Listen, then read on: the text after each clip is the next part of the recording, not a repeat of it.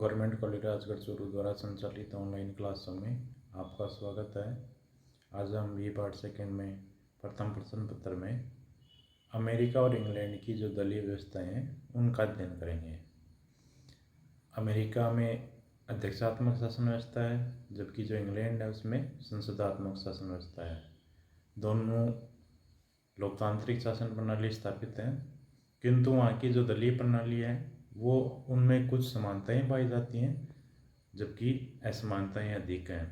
तो हम आज इन अमेरिका और इंग्लैंड की दलीय प्रणाली की तुलना करेंगे कि इन दोनों देशों में कौन कौन से इन दल प्रणाली में इनमें समानताएं पाई जाती हैं और कौन कौन सी असमानताएं इनकी दलीय प्रणाली में पाई जाती हैं। तो पहले हम इनमें समानता देखेंगे। तो पहली समानता है कि इन दोनों ही देशों में राजनीतिक दल है संवैधानिक विकास के परिणाम है। यानी अमेरिका और इंग्लैंड दोनों के किसी भी देश के संविधान में दलों की व्यवस्था संविधान के अंतर्गत नहीं की गई है।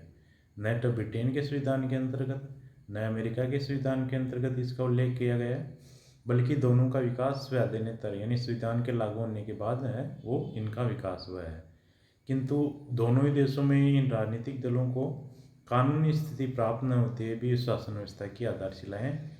शासन व्यवस्था के संचालन में इनकी महत्वपूर्ण भूमिका है। तो दोनों ही देशों में संविधान के द्वारा इनको मान्यता प्रदान नहीं की गई है, संविधानेतर इनका विकास हुआ है, फिर भी इनका शासन व्यवस्था में ये आधारशिला है, शासन व्यवस्था का महत्वपूर्ण भाग है।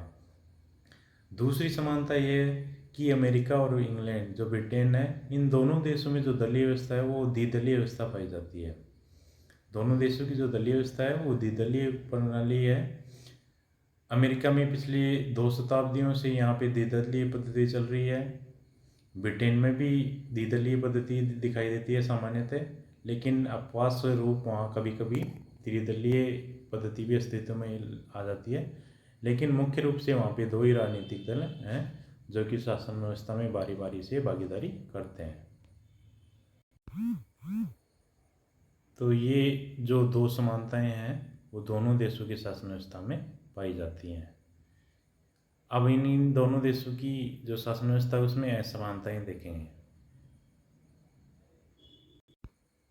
जो ब्रिटेन और अमेरिका है इनकी दलीय व्यवस्था में समानता से ज़्यादा असमानताएं अधिक महत्वपूर्ण है। दोनों में समानताएं कम है, जबकि असमानताएं अधिक पाई जाती हैं। पहली जो असमानता है वो विचारधारा के प्रसंग में अंतर है। अमेरिका और जो ब्रिटेन है, दोनों जो देश हैं उनकी दलीय व्यवस्था की विचारधारा के संदर्भ में अंतर पाया जाता है। ब्रिटेन में जो 2 प्रमुख दल हैं, अनुदार दल और श्रमिक दल, इन दोनों दलों में सिद्धांत और विचारधारा का स्पष्ट अंतर है।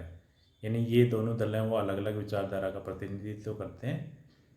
अनुदार दल है वो पूंजीवादी व्यवस्था का समर्थक है, वो पूंजीवादी व्यवस्था स्थापित करने का पक्षकर है और वह कम से कम प्रयत्न के पक्ष में है। यानी वो जो ब्रिटेन में प्रयत्न चाहता है वो कम से कम प्रयत्न होने चाहिए और वो भी जो प्रयत्न हो वो भी धीरे धीरे करने के पक्ष में है। जबकि जो श्रमिक दल है वो प्रजातांत्रिक समाजवाद की स्थापना करना चाहता है। तो ब्रिटेन में जो श्रमिक दल है वो शांतिपूर्ण या साधनों के माध्यम से प्रजातांत्रिक समाजवाद की विचारधारा को स्थापित करना चाहता है। जबकि अमेरिका के जो प्रमुख राजनीतिक दल हैं, रिपब्लिकन व डेमोक्रेटिक राजनीतिक दल, इनमें विचारधारा संबंधी किसी भी प्रकार का अंतर नहीं है। यानी दोनों में विचारधारा संबंधी भेदभाव नहीं है। चाहे विदेश नीति और राजनीतिक या आर्थिक जीवन के संदर्भ में दोनों जो दल हैं उनका समान दृष्टिकोण है।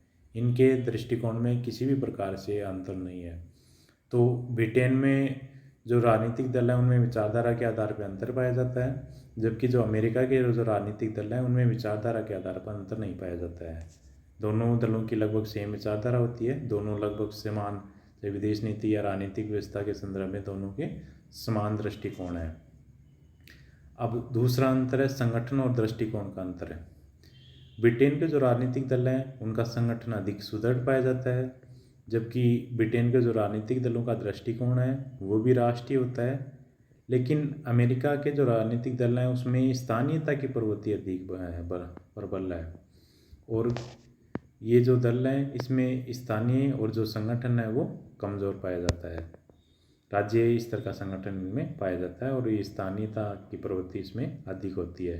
तो संगठन और दृष्टिकोण में भी अंतर है। अगला है अनुशासन की दृष्टि से दोनों में अंतर। तो ब्रिटेन के जो राजनीतिक दल हैं वो अपने अनुशासन के लिए विख्यात हैं। ब्रिटेन के राजनीतिक दलों में अनुशासन अत्यधिक कठोर पाया जाता है। वहाँ पे जो दलीय अनुशासन की अवहेलना है उसकी घटनाएं बहुत कम देखने को मिलती हैं। जबकि अमेरिका में जो राजनीतिक दलों में अनुशासन है वो इतना अधिक नहीं पाया जाता है। वहाँ पे जो अनुशासन है या जो अपने नेताओं के निर्देशों का पालन है उसका उल्लंघन किया जाता रहता है। तो इस तरह वहाँ पे ब्रिटेन जैसा कठोर अनुशासन नहीं है। अगला अंतर है सक्रियता का अंतर है। ब्रिटेन के जो राजनीतिक दल हैं वो सदैव सक्रिय रहते हैं, जबकि जो अमेरिका के राजनीतिक दल हैं वो केवल राष्ट्रपति के चुनाव के समय ही सक्रिय रहते हैं और बाकी जो 3 साल है वो निष्क्रिय रहते हैं। तो ब्रिटेन के राजनीतिक दल सक्रिय हैं अधिक, जबकि अमेरिका के जो राजनीतिक दल हैं वो कम सक्रिय हैं और कुछ समय के लिए सक्रिय रहते हैं। अगला है दबाव समूह की दृष्टि से अंतर है। अमेरिका में जो दल व्यवस्था है उसमें ये दबाव समूह है ये अधिक सक्रिय होते हैं। अमेरिका की दलीय व्यवस्था पे दबाव समूह अधिक प्रभावी है, जबकि ब्रिटेन में ऐसा कोई प्रभाव उनका राजनीतिक दलों पे नहीं है। तो अमेरिका में दबाव समूह अधिक प्रभावी है राजनीतिक दलों पे। अगला है लूट प्रणाली में अंतर है। अमेरिका में जो राजनीतिक व्यवस्था की सबसे प्रमुख विशेषता है कि वहाँ पे राजनीतिक दलों में एक लूट प्रणाली की प्रथा वहाँ पे पाई जाती है। इस प्रणाली के अंतर्गत जो दल विजेता होता है वो अपने समर्थकों को अनेक प्रकार की नियुक्तियाँ करता है, यानी उन अनेक राजनीतिक और प्रशासनिक पदों पर अपने समर्थकों की नियुक्ति इन विजेता दल के द्वारा की जाती है। तो वहाँ पे इस प्रणाली को लूट प्रणाली कहते हैं। जबकि ब्रिटेन है उसमें इस प्रकार की किसी भी लूट प्रणाली जैसी व्यवस्था पाई नहीं जाती वहाँ राजनीतिक दलों में।